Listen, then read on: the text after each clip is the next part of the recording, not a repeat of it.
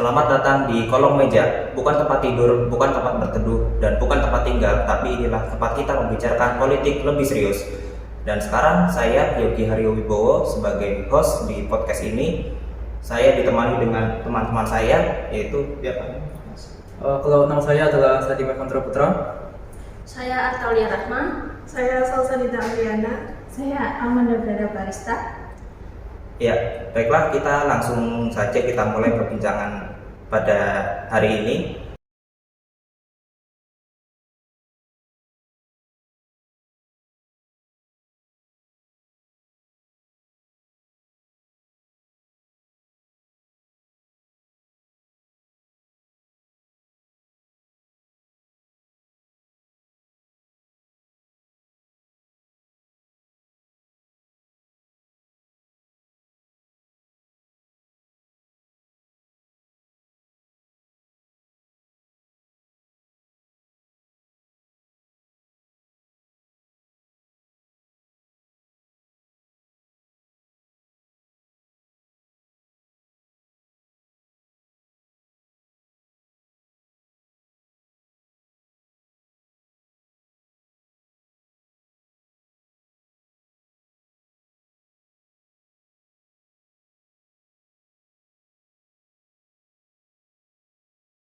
Mari kita mulai dengan gambaran umum tentang pemerintahan pusat di Belanda.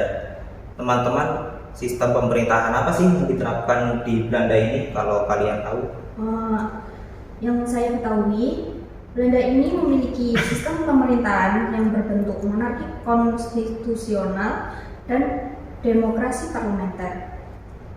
Negara ini disusun sebagai negara kesatuan dengan ibu kota di Amsterdam dan pusat pemerintahan di Den Haag. Ya, selanjutnya. Saya pernah membaca sedikit tentang pemerintahan di Belanda. Sejak tahun 1815, Belanda telah beroperasi sebagai monarki konstitusional. Setelah kemudian mengalami amandemen konstitusi pada tahun 1848. Kekuasaan legislatif Dewan Perwakilan diperkuat, menjadikannya lebih dominan dalam struktur pemerintahan. Secara keseluruhan, sistem pemerintahan Belanda mengedepankan prinsip-prinsip demokrasi dan desentralisasi, memberikan otonomi kepada berbagai tingkat pemerintahan lokal sambil tetap berada di bawah pengawasan pemerintah pusat. Jadi di Belanda ini pemerintahan pusatnya menggunakan beberapa sistem ya. Tadi ada disebutkan oleh Mbak Amanda di awal, yaitu Belanda itu monarki konstitusional.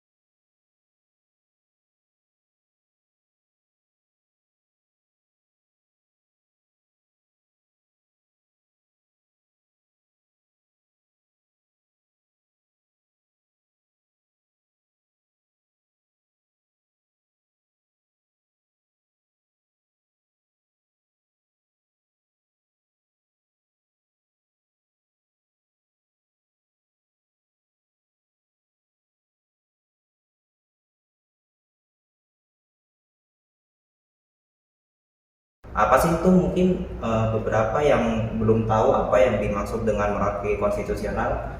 Ya, tentu saja. Belanda adalah monarki konstitusional yang berarti di sini raja memiliki peran sebagai simbol negara, tetapi tidak terlibat dalam pengambilan keputusan dalam sehari-hari. Kekuasaan eksekutif dipegang oleh Perdana Menteri dan kabinet yang terdiri dari menteri-menteri. Mereka yang mengatur kebijakan dan menjalankan sistem pemerintahan. Kalau menurut saya ya, Belanda itu juga menggunakan demokrasi parlementer. Statesman General berfungsi sebagai pengawas utama terhadap eksekutif dan menjadi simbol demokrasi parlementer di Belanda. Sekitar sejak tahun 1848, Belanda telah beroperasi sebagai demokrasi parlementer. Parlementer sendiri terdiri dari dua kamar, Dewan Perwakilan, Tweede Kamer, dan Senat Ernst Kemmer. Kebijakan pemerintah ditentukan melalui pemilihan umum yang memungkinkan partisipasi politik yang luas. Dewan Perwakilan memiliki 150 anggota yang dipilih langsung oleh rakyat. Sedangkan Senat sendiri dari 75 anggota yang dipilih oleh Dewan Provinsi. Ini adalah cara yang bagus untuk memastikan suara masyarakat terwakili dalam pembuatan kebijakan. Menarik, saya rasa penting untuk mengetahui bagaimana proses pembuatan undang-undang berlangsung. Bagaimana proses pembuatan undang-undang tersebut? Untuk prosesnya dimulai dari proposal yang dibuat oleh pemerintah atau anggota parlemen itu sendiri. Proposal ini kemudian dibahas di Dewan Perwakilan. Jika disetujui, undang-undang itu akan dikirim ke Senat untuk dibahas. Senat bisa menerima, menolak, atau mengubah undang-undang tersebut. Jika disetujui oleh kedua lembaga, undang-undang akan disahkan dan diterapkan. Itu menunjukkan betapa pentingnya peran parlemen dalam menjaga keseimbangan kekuasaan. Namun, di tingkat daerah, bagaimana sebenarnya pemerintahan Belanda beroperasi?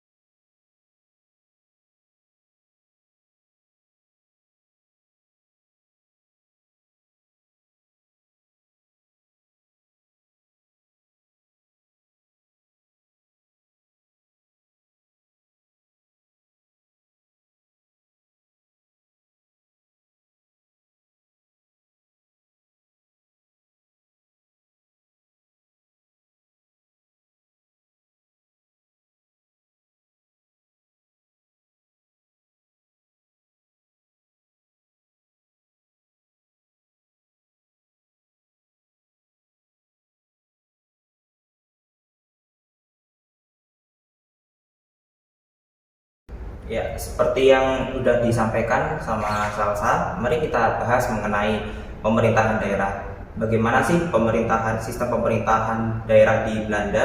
Mungkin Mas Sandi bisa memberikan penjelasan tentang struktur pemerintahan daerah di Belanda. Oke. Tentu sistem pemerintahan di Hindia Belanda mengalami perubahan dari sistem sentralisasi jadi desentralisasi. Undang-Undang Desentralisasi tahun 1903 memberikan otonomi yang lebih kepada daerah yang memungkinkan mereka untuk mengatur urusan lokal dengan lebih mandiri. Belanda sendiri ini dibagi menjadi 12 provinsi, di mana masing-masing dipimpin oleh seorang gubernur yang diangkat oleh raja. Gubernur ini berfungsi sebagai perwakilan pemerintah di pusat di provinsi tersebut. Setiap provinsi juga memiliki dewan provinsi yang bertugas untuk menetapkan kebijakan provinsi dan mengelola anggarannya sendiri. Pemerintah kolonial Belanda juga menerapkan pendekatan paternalistik dalam administrasi lokal, berusaha untuk menjaga hubungan baik dengan masyarakat adat. Mereka tidak sepenuhnya menghapus sistem pemerintahan tradisional, tapi lebih mengintegrasikan elemen-elemen tersebut ke dalam struktur kolonial.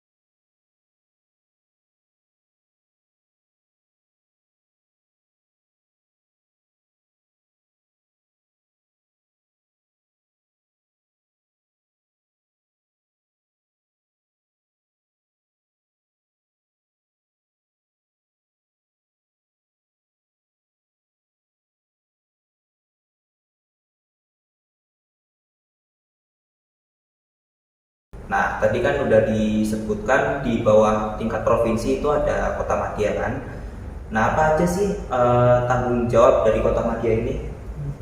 Betul, kota madya atau Gemeenten adalah unit pemerintahan yang terkecil di Belanda. Setiap kota madya dipimpin oleh wali kota dan dewan kota madya, yang anggotanya dipilih langsung oleh warga, dan mereka bertanggung jawab atas layanan publik seperti pendidikan, transportasi, dan perencanaan kota. Saya pikir ini memberi kesempatan bagi masyarakat untuk berpartisipasi lebih aktif dalam pengambilan keputusan lokal. Namun, apakah ada tantangan yang dihadapi oleh kota madya dalam mengelola urusan mereka? Tentu saja, salah satu tantangan utamanya adalah pendanaan. Banyak kota madya yang menghadapi masalah mengenai anggaran, terutama di masa krisis ekonomi. Ini dapat menghambat kemampuan mereka untuk memberikan layanan yang berkualitas. Selain itu, komunikasi antara pemerintah pusat dan daerah juga bisa menjadi masalah. Terkadang informasi tidak sampai dengan baik dan ini dapat menyebabkan kebingungan di tingkat lokal. Ya, itu menunjukkan pentingnya transparansi dan akuntabilitas dalam pemerintahan. Masyarakat harus memiliki akses informasi yang jelas untuk dapat berpartisipasi secara efektif.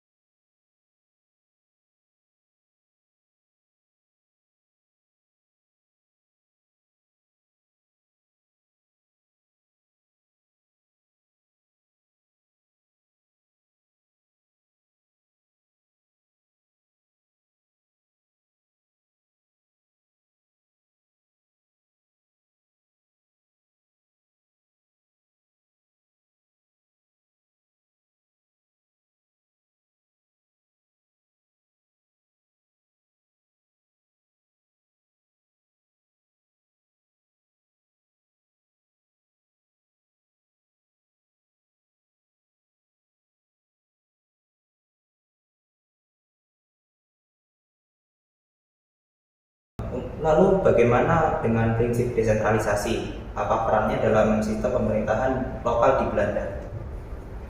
Desentralisasi ini adalah prinsip yang memberikan otonomi kepada daerah untuk mengelola urusan mereka sendiri.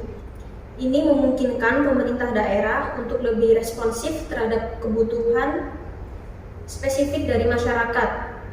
Namun, meskipun ada otonomi, pemerintah pusat tetap memiliki kontrol dalam beberapa hal, seperti kesehatan dan juga pendidikan. Saya pikir otonomi ini bisa menjadi peluang bermata dua. Di satu sisi, itu memberi kebebasan, tetapi di sisi lain bisa menyebabkan ketidakadilan jika daerah tidak dapat mengelola sumber daya mereka dengan baik. Betul sekali, kualitas layanan publik bisa bervariasi antar daerah. Oleh karena itu, penting bagi pemerintah pusat untuk memastikan ada standar yang jelas. Selain itu juga penting untuk mempromosikan partisipasi di masyarakat di setiap tingkatan. Dengan adanya forum dan konsultasi publik, warga bisa terlibat dengan proses pengambilan keputusan.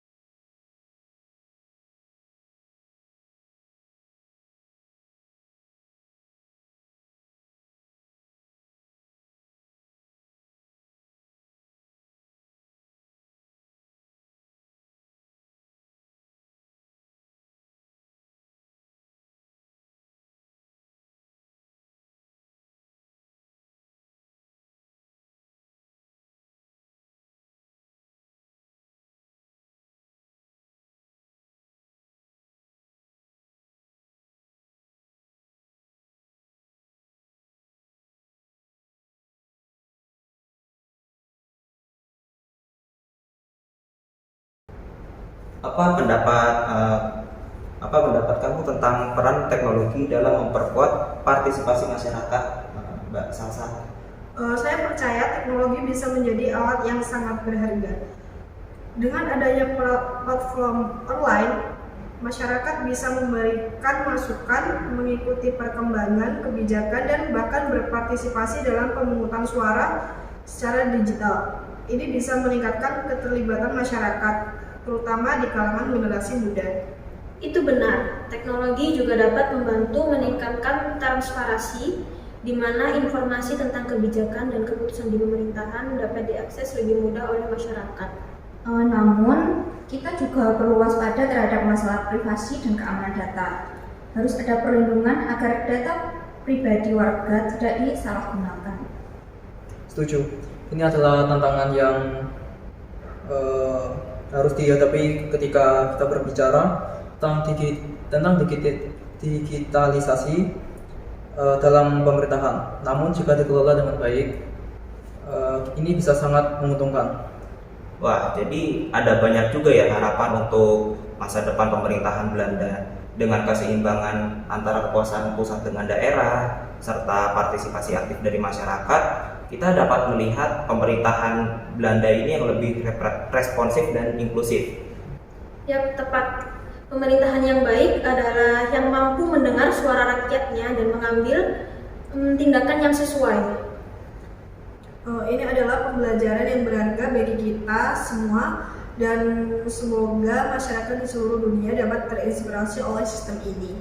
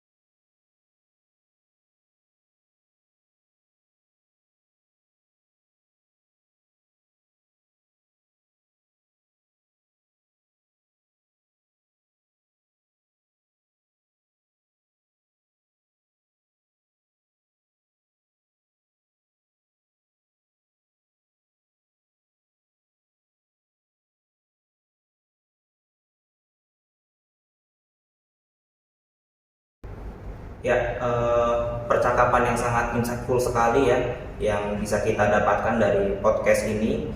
Ya, saya sebagai host adalah yang bisa saya simpulkan adalah dalam percakapan ini adalah Belanda itu memiliki sistem monarki konstitusional yang mengakui raja sebagai kepala negara.